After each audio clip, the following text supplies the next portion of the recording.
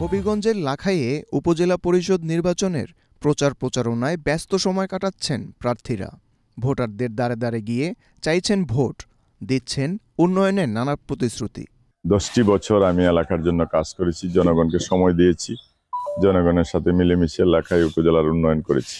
আমি আশাবাদী শতভাগ ইনশাল্লাহ, আল্লাহ যদি সহায় থাকেন, আমি আবারও তৃতীয়বারের মতো নির্বাচিত হব। মহান আল্লাহ পাক রব্বুল আলামিনের উপর বিশ্বাস রেখে আমরা বলতে চাই, ইনশাল্লাহ আমাদের জয় শতভাগ নিশ্চিত। ইনশাল্লাহ আমরা গোড়াপতিকের জয় হবে।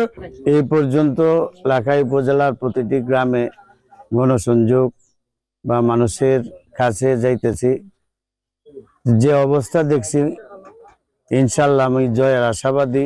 অন্যদিকে সাধারণ মানুষরা বলছেন, এবারের নির্বাচনে সৎ, নিষ্ঠাবান ও যিনি গরিবের দুঃখ কষ্ট বুঝবে সেই প্রার্থীকেই নির্বাচিত করবেন তারা। আমরা গরিবের যে দেখবো, আমরা গরিবের খবর যে লইব, এরপর হাদি ভাড়া আছে, কত কিছুই আছে, আমরা সমস্যা, বাড়ি নাই, আমরা লুট গাটে নাই, গাটলা গুটলা নাই, আমরা মেঘ হইলে একটা হারতে পারি না, তাহলে আমরা একা যে করে দেয় হিরে আমরা ভোট দিব।